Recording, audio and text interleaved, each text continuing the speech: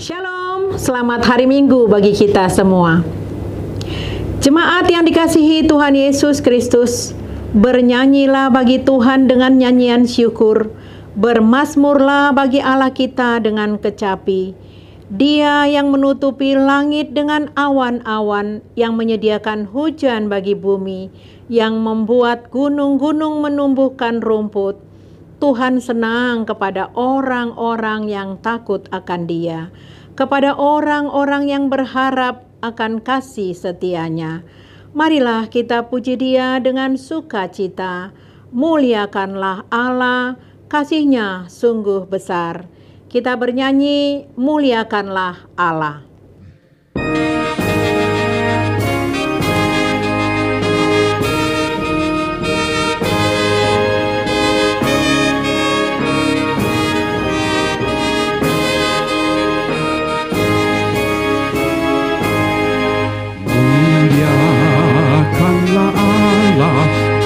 Kasih-Nya besar, putranya diberikan untuk dunia cemar. Manusia berdosa diselamatkannya, Dia mati berkorban bagi umatnya. Pujilah namanya, hai umat manusia, datanglah menyembah, muliakan namanya. Terpujilah Allah karena hikmat-Nya di dalam Yesus Juru Selamat dunia.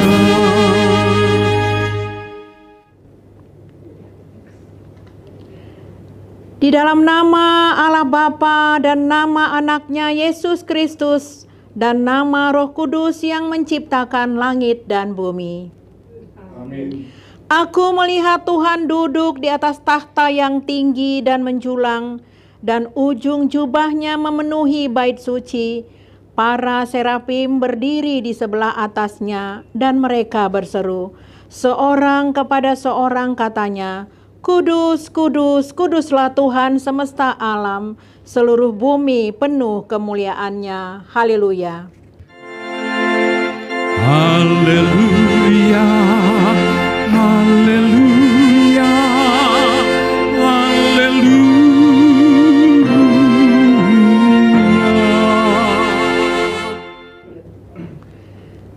Marilah kita berdoa. Ya Allah kami, Allah Bapa, Anak, dan Roh Kudus, kami mengucapkan terima kasih padamu karena Tuhan menjadikan, menyelamatkan, dan menguduskan kami melalui kasih-Mu. Jagailah kami dari mara bahaya dan pencobaan, hiburlah kami pada waktu kesusahan, bantulah kami kalau jatuh. Pimpinlah kami di akhir hidup kami, agar kami masuk ke dalam kerajaan-Mu. Di sanalah kami memuji Tuhan dalam hati dan perkataan yang baharu. Amin. Kita bernyanyi, Ku puji kasih setiamu.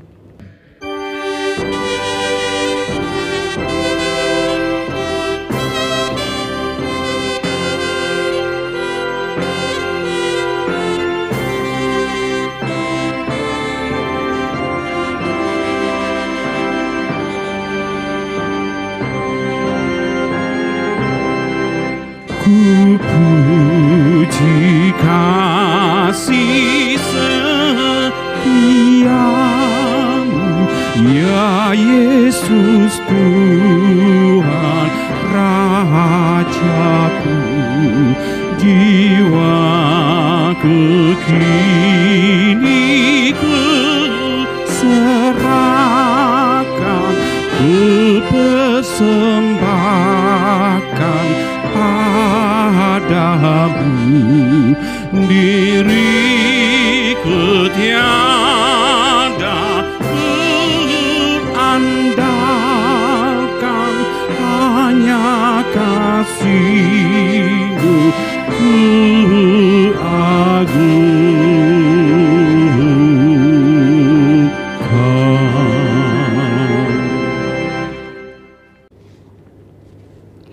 Marilah kita mendengarkan hukum Tuhan yang ditetapkan pada minggu ini, yakni titah pertama dan maksudnya.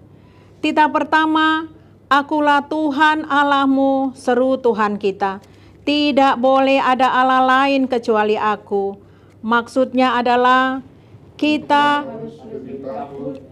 kasih dan lebih yakin dan percaya terhadap Allah daripada segala-galanya. Demikianlah hukum Tuhan. Marilah kita memohon kekuatan pada Tuhan untuk melakukan hukum-Nya. Ya Tuhan Allah, kuatkanlah kami melakukan yang sesuai dengan hukum-Mu. Amin. Kita bernyanyi di hatiku, ya Yesus.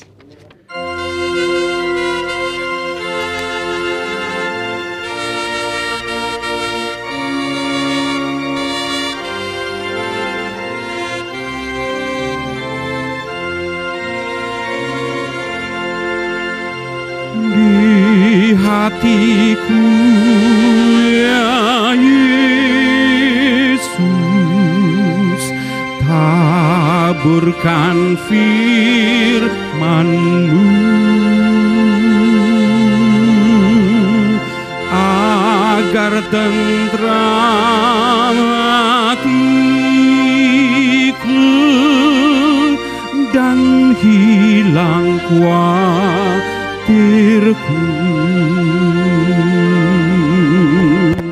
Di hatiku juga jiwaku, Tuhan berfirman-Lah, ku berserah kepadamu, ya Tuhan, berfirman-Lah.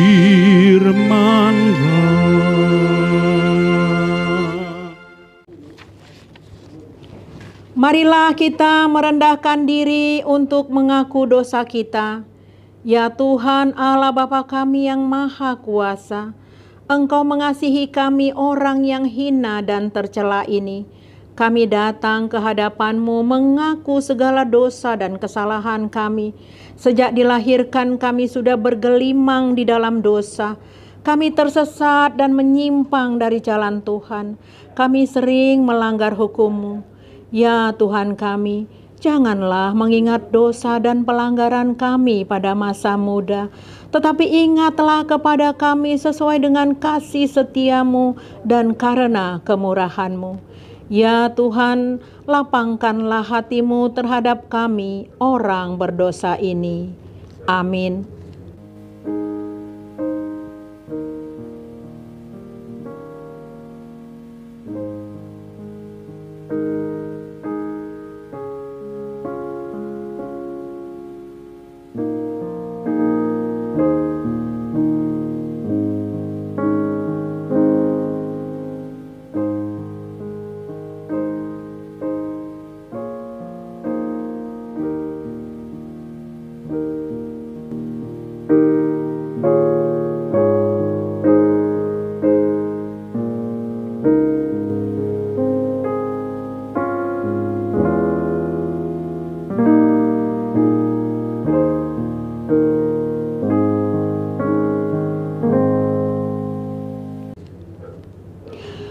Marilah kita mendengarkan janji Tuhan tentang pengampunan dosa kita. Karena begitu besar kasih Allah akan dunia ini, sehingga Ia mengaruniakan anaknya yang tunggal, supaya setiap orang yang percaya kepadanya tidak binasa, melainkan beroleh hidup yang kekal. Kemuliaan bagi Allah di tempat yang maha tinggi. Amin. Kita bernyanyi, sempurna kasih-Mu Tuhan.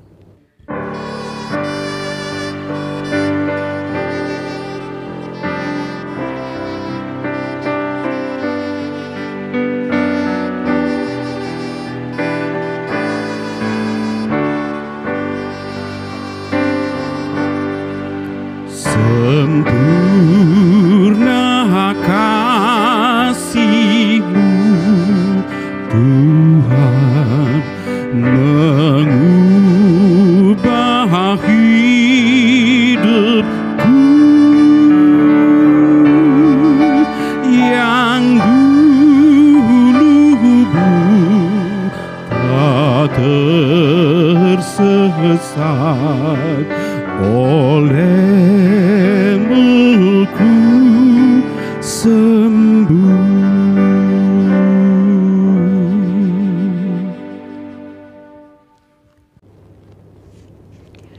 Marilah kita mendengar firman Tuhan yang ditetapkan untuk minggu ini yang tertulis dalam Yesaya pasal 6 ayat 1 sampai dengan 8. Beginilah firman Tuhan. Dalam tahun matinya Raja Uzia, aku melihat Tuhan duduk di atas tahta yang tinggi dan menjulang, dan ujung jubahnya memenuhi bait suci. Para serafim berdiri di sebelah atasnya, masing-masing mempunyai 6 sayap. 2 sayap dipakai untuk menutupi muka mereka, 2 sayap dipakai untuk menutupi kaki mereka, dan 2 sayap dipakai untuk melayang-layang. Dan mereka berseru seorang kepada seorang, katanya, Kudus, kudus, kuduslah Tuhan semesta alam, seluruh bumi penuh kemuliaan-Nya. Maka bergoyanglah alas ambang pintu disebabkan suara orang yang berseru itu, dan rumah itu pun penuhlah dengan asap.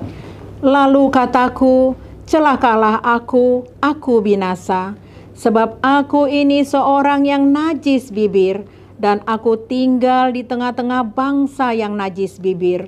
Namun mataku telah melihat Sang Raja, yakni Tuhan semesta alam. Tetapi seorang daripada serafim itu terbang mendapatkan aku. Di tangannya ada bara yang diambilnya dengan sepit dari atas mesbah. Ia menyentuhkannya kepada mulutku serta berkata, Lihat, ini telah menyentuh bibirmu, maka kesalahanmu telah dihapus dan dosamu telah diampuni. Lalu aku mendengar suara Tuhan berkata, siapakah yang akan kuutus, dan siapakah yang mau pergi untuk aku? Maka sahutku, ini aku, utuslah aku. Demikianlah firman Tuhan. Berbahagialah orang yang mendengarkan firman Tuhan serta memeliharanya. Amin. Kita bernyanyi, kita harus membawa terang.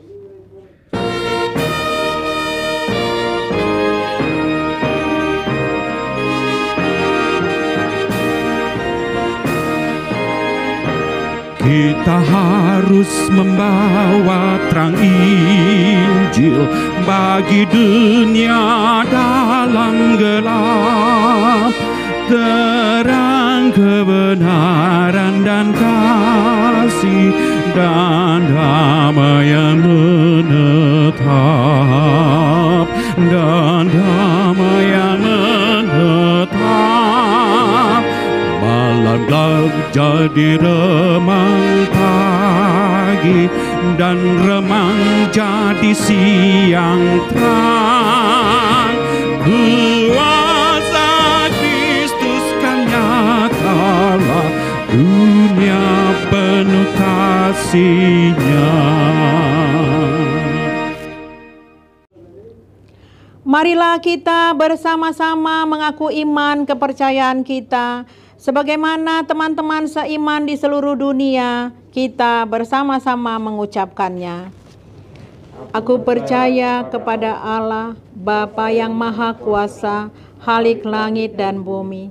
Aku percaya kepada Yesus Kristus, anaknya yang tunggal, Tuhan kita, yang dikandung daripada Roh Kudus, lahir dari anak darah Maria, yang menderita di bawah pemerintahan Pontius Pilatus, disalibkan, mati dan dikuburkan, yang turun ke dalam kerajaan maut, pada hari yang ketiga bangkit pula dari antara orang mati, naik ke surga, duduk di sebelah kanan Allah, Bapa yang Maha Kuasa. Dari sana akan datang kelak untuk menghakimi orang yang hidup dan yang mati. Aku percaya kepada Roh Kudus dan adanya satu gereja yang kudus dan am, persekutuan orang-orang kudus, pengampunan dosa, kebangkitan daging, dan hidup yang kekal. Amin.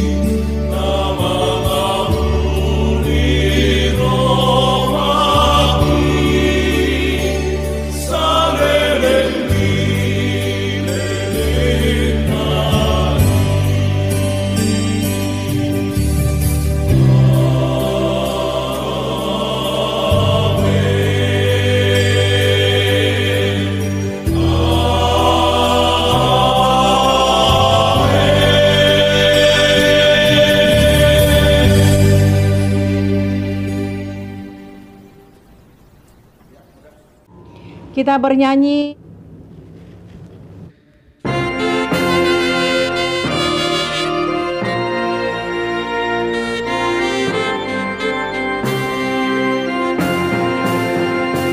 Ku dengar suaramu Yesus, ku dengar suaramu Yesus, ku dengar suaramu Yesus, pikul salib ikutlah aku, peganglah tanganku Yesus, kuatkanlah aku Yesus, tolong tunjukkan jalanmu, Tuhan pimpin langkahku.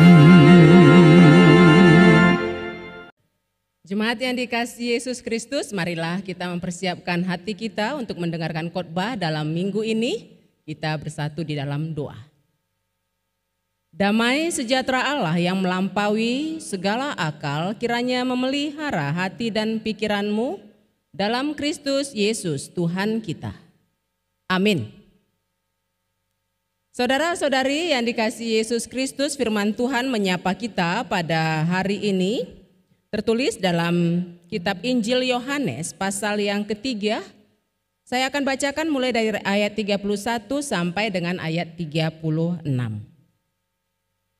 Siapa yang datang dari atas adalah di atas semuanya. Siapa yang berasal dari bumi termasuk pada bumi dan berkata-kata dalam bahasa bumi. Siapa yang datang dari sorga adalah di atas semuanya. Ia memberi kesaksian tentang apa yang dilihatnya dan yang didengarnya, tetapi tak seorang pun yang menerima kesaksiannya itu. Siapa yang menerima kesaksiannya itu, ia mengaku bahwa Allah adalah benar. Sebab siapa yang diutus Allah, dialah yang menyampaikan firman Allah. Karena Allah mengaruniakan rohnya dengan tidak terbatas. Bapa mengasihi anak dan telah menyerahkan segala sesuatu kepadanya. Barang siapa percaya kepada anak, ia beroleh hidup yang kekal. Tetapi barang siapa tidak taat kepada anak, ia tidak akan melihat hidup, melainkan murka Allah tetap ada di atasnya. Demikian firman Tuhan. Saudara-saudariku yang kekasih, tidak terasa kita sudah selesai merayakan pesta-pesta yang ada di tengah-tengah gereja kita sesuai dengan kalender gerejawi atau leksikon gereja kita. Mulai dari memestakan hari kelahiran Yesus, kemudian hari kematiannya, kemudian Paskah, kemudian kebangkitan, kenaikan sampai kepada hari Pentakosta. Pada saat ini kita sudah sampai kepada minggu yang bernama Minggu Trinitatis atau Trinitas. Ini adalah suatu minggu yang disampaikan kepada kita dalam 26 minggu ke depan. Pada awalnya Minggu Trinitatis ini diperkenalkan oleh seorang bapak gereja yang ingin membantu pemahaman dan penghayatan para jemaat untuk mengenal tentang kepribadian Allah yang kita sembah. Bapak gereja itu bernama Tertullianus. Ia adalah seorang bapak-bapak gereja yang ahli teolog yang berasal dari Afrika Utara. Dia hidup kurang lebih tahun 1160 sampai dengan tahun 220 Masehi. Dia sangat bisa merasakan sulitnya untuk memahami siapa sebetulnya Allah. Itu sebabnya dia menyatakan kepribadian Allah itu dengan menggambarkannya seperti suatu bentuk segitiga atau trinitas, yaitu Allah Bapa, Yesus Kristus, dan Roh Kudus. Memang sangat sulit untuk memahami itu. Mulai dari dulu sampai sekarang tidak juga bisa kita tamat untuk menggunakan logika kita untuk memahami tentang misteri Allah tersebut. Bahkan para teolog sendiri juga sangat mengakui hal itu tidak akan mungkin bisa mengerti dengan menggunakan logika kita. Maka dikatakan oleh Bapak Augustinus, juga salah satu Bapak gereja, dalam bahasa Latin dia berkata bahwa si comprehendis non des Deus. Hendak mengatakan bahwa kalau Allah itu bisa kita pahami sebagai Allah, maka sesungguhnya dia bukan Allah.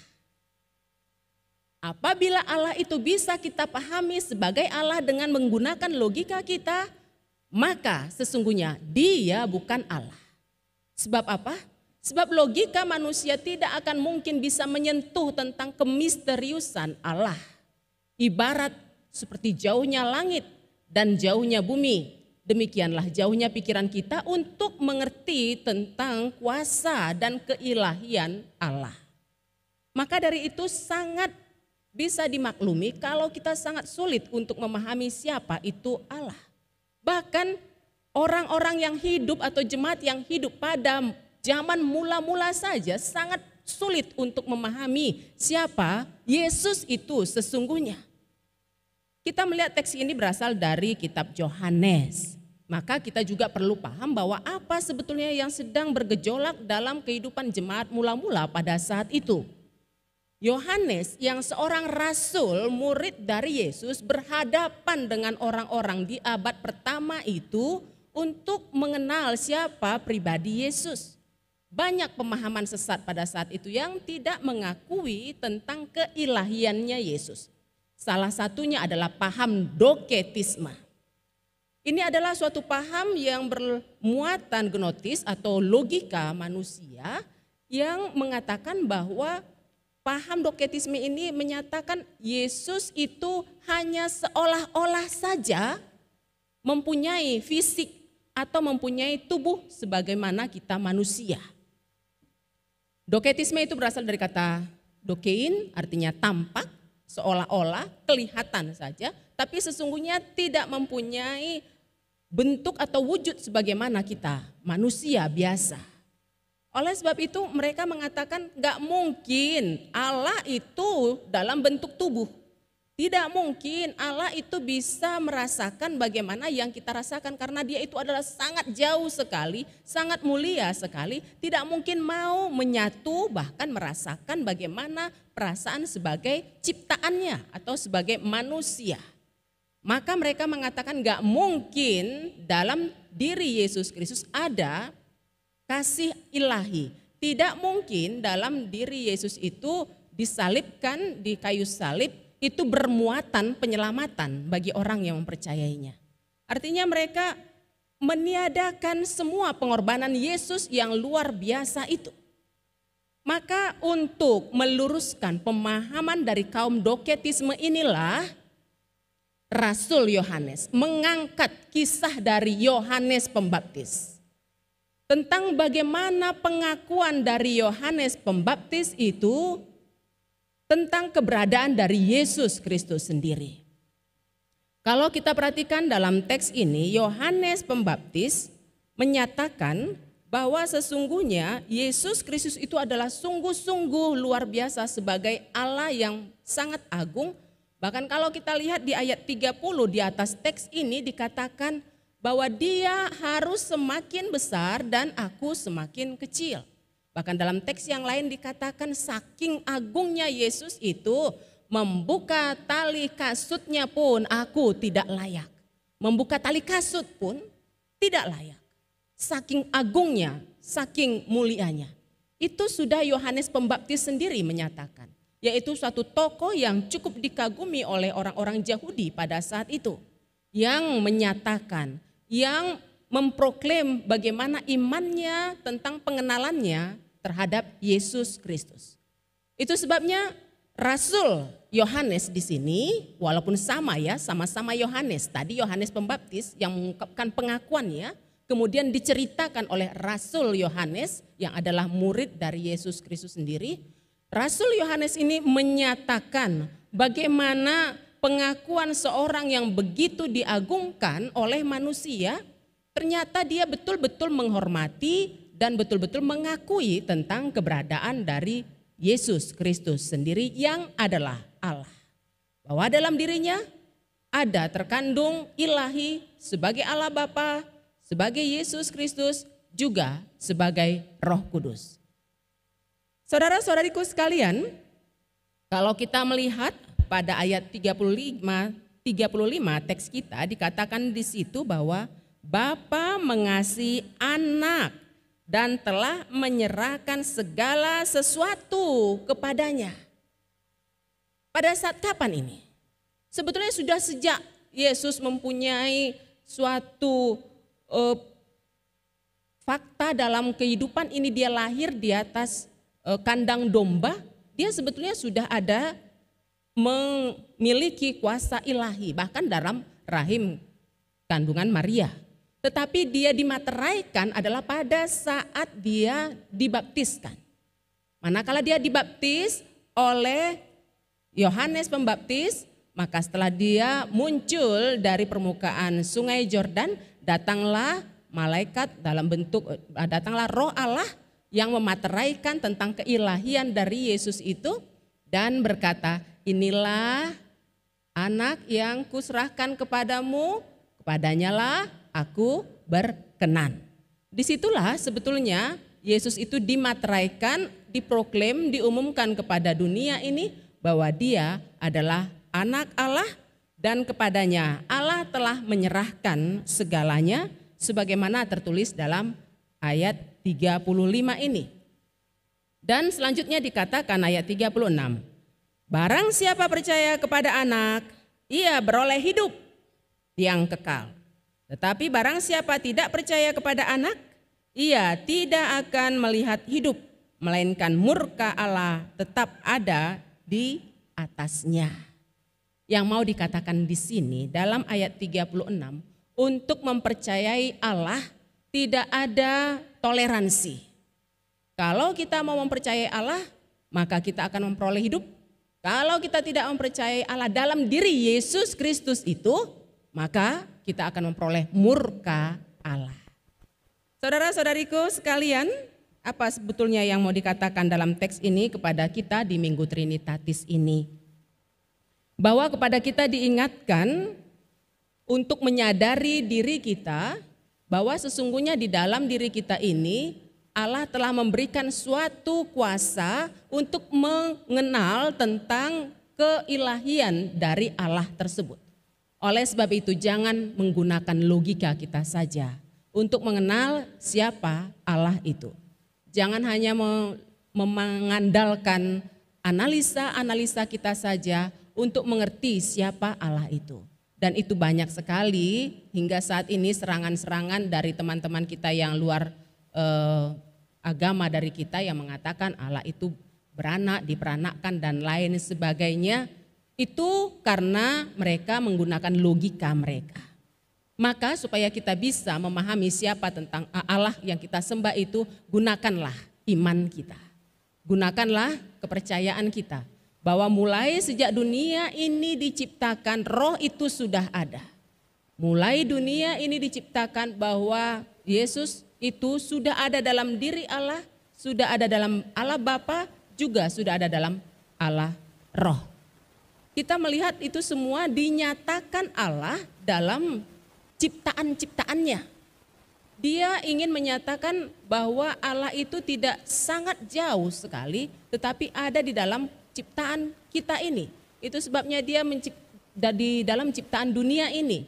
Itu sebabnya dia menciptakan Adam, dia menciptakan Hawa, dan dia menciptakan semua yang ada di atas muka bumi ini sebagai manifestasinya. Namun karena Adam itu sudah berdosa, maka cacatlah bentuk wujud dari manifestasi yang sudah Allah tunjukkan di atas muka bumi ini. Maka Adam yang pertama yang penuh dengan dosa itu, kemudian dia mati di dalam fisik dan di dalam imannya juga. Namun datanglah Adam kedua, yaitu Yesus Kristus. Dalam diri Yesus Kristus telah kembali dimanifestasikan tentang keberadaan dari Allah dalam bentuk fisik, yaitu dalam bentuk anak Allah.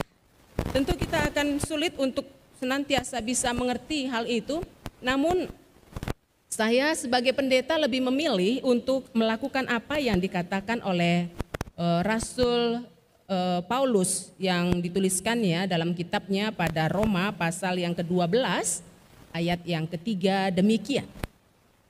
Jangan pikirkan hal-hal yang lebih tinggi daripada yang patut kamu pikirkan. Tetapi hendaklah kamu berpikir begitu rupa sehingga kamu menguasai diri menurut ukuran iman yang dikaruniakan Allah kepada kamu. Yang mau dikatakan di situ adalah kalau kita memaksakan pikiran kita untuk mengerti Allah, maka kita akan kecewa sendiri, akan bingung sendiri. Namun marilah gunakan iman. Lihatlah di sekeliling kita. Mengapa ada ciptaan, mengapa ada tumbuh-tumbuhan, mengapa ada udara, mengapa ada matahari, itu semua dari mana? Itu semua dari Allah yang menciptakan dan mengasihi kita, dan di dalam semuanya itu Allah senantiasa bekerja.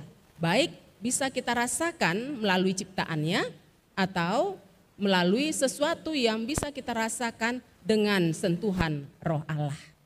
Oleh sebab itu, saudara-saudari yang dikasihi Yesus Kristus dalam Minggu Trinitatis ini, agar kita bisa semakin mengenal siapa dan bagaimana kuasa Allah, banyak-banyaklah membuka hati, membuka pikiran untuk mengerti bagaimana cara Tuhan untuk menyatakan kehadirannya dalam kehidupan kita pribadi lepas pribadi.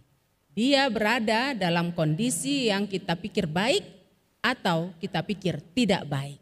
Sungguh kita tidak mengerti bagaimana cara kerja Allah, kita hanya bisa merasakan bahwa segala pekerjaan yang Tuhan berikan dalam hidup kita, semua beralasan untuk kebaikan kita dan juga bertujuan untuk kebaikan kita. Biarlah kita pribadi lepas pribadi senantiasa mohon petunjuk dari Tuhan untuk mengerti atas ketritunggalannya. Dengan demikian kita akan dimampukan Tuhan untuk semakin paham tentang kebesaran dan kehebatan kuasa Tuhan. Kiranya jemaat sekalian diberikan kekuatan dan kemampuan bagi Tuhan untuk mengerti dan memahami firman-Nya. Amin, mari kita berdoa. Sungguh sulit Bapa untuk memahami tentang ketritunggalan kalau kami memikirkannya dengan bentuk logika kami saja. Namun dengan mengandalkan pikiran-Mu kami yakin dan percaya bahwa Engkau akan memampukan kami untuk mengerti hal-hal yang akan kami imani di dalam hidup ini. Dan semua itu sudah Kau berikan mulai dari dunia ini diciptakan saat ini dan sampai parusia.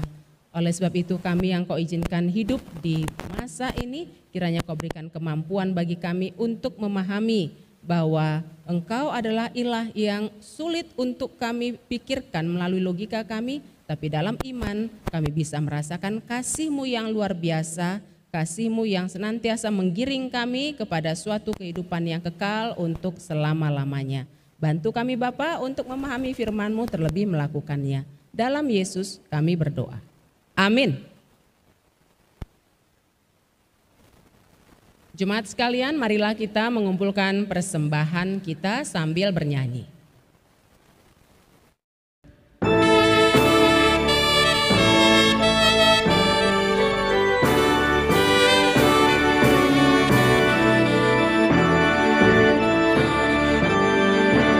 Tuhanku yang membimbingku, Dia menghibur hatiku di jalan susah dan berat.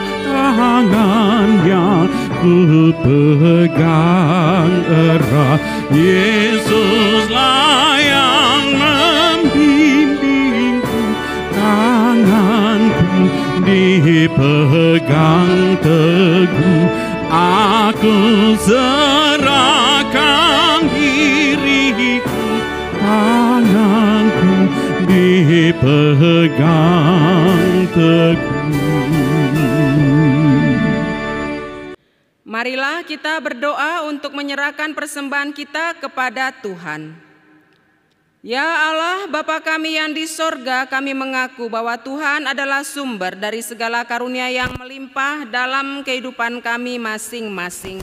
Sebagian dari karunia itu kami serahkan kembali sebagai persembahan kepada Tuhan. Terimalah dan berkatilah persembahan umat-Mu ini, agar dapat kami pergunakan untuk pekerjaan dan pelayanan kerajaan Tuhan di dunia ini.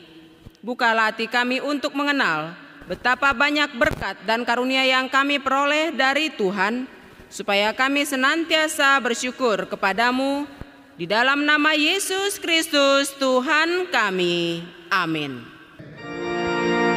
Tuhan karuniamu,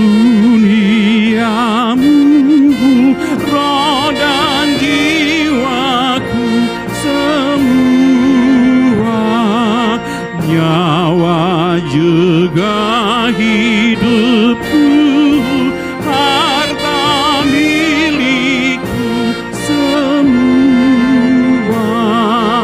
ku serahkan padamu untuk selama-lamanya. Ya Tuhan Allah Bapa, Anak dan Roh Kudus, kudus, kudus, kuduslah Tuhan, dan seluruh bumi penuh kemuliaan-Mu.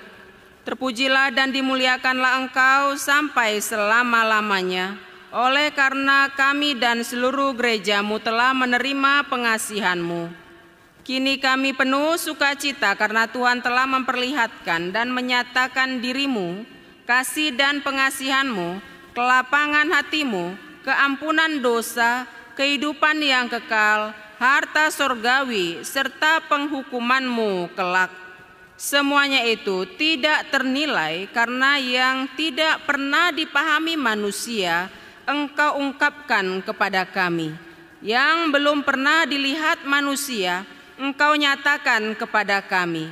Yang tidak pernah dirindukan manusia, Engkau anugerahkan kepada kami. Yang tidak dapat diberikan dunia ini, Engkau limpahkan kepada kami.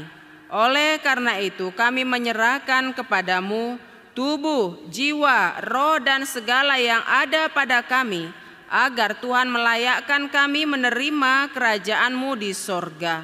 Engkau yang menciptakan kami, maka kami lahir ke dunia ini.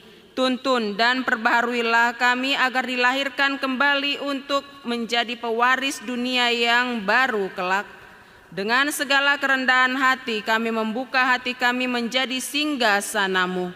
Tuhanlah yang bekerja dan memberi kuat dalam diri kami. Dan Tuhan jugalah mengakhiri pekerjaan yang telah Tuhan awali pada kami, di mana Tuhan telah memateraikan nama-Mu kepada kami melalui baptisan kudus yang telah kami terima. Engkau adalah Tuhan dan kami milik-Mu. Jauhkanlah dari hati kami sifat-sifat yang buruk, tetapi anugerahilah kami dengan sikap yang baik, agar perilaku kami suci sebagai pertanda bahwa kami mensyukuri. Beri kami kekuatan agar kami disanggupkan melakukan hal yang Tuhan perintahkan. Pertanda kami telah menjadi anak-Mu yang menjadi pewaris hidup yang kekal. Tetapkanlah berita Injil itu di dalam hati kami agar kami selalu dikuatkan selama berada di dunia ini. Dengan kuat kuasa Roh Kudus teguhkanlah iman kami sampai kepada ajal kami, sehingga sampai kepadamu ya Bapa, di dalam nama Tuhan Yesus Kristus. Amin. Bapa kami yang di sorga, dikuduskanlah nama-Mu, datanglah kerajaan-Mu, jadilah kehendak-Mu di bumi seperti di sorga. Berikanlah kami pada hari ini makanan kami yang secukupnya, dan ampunilah kami akan kesalahan kami, seperti kami juga telah mengampuni orang yang bersalah kepada kami. Dan janganlah membawa kami ke dalam pencobaan, tetapi lepaskanlah kami dari yang jahat. Karena Engkau punya kerajaan dan kekuasaan dan kemuliaan sampai selama-lamanya. Amin. Terimalah berkat dari Tuhan. Tuhan memberkati engkau dan melindungi engkau. Tuhan menyinari engkau dengan wajah-Nya dan memberi engkau kasih karunia. Tuhan menghadapkan wajah-Nya kepadamu dan memberi engkau damai sejahtera. Amin.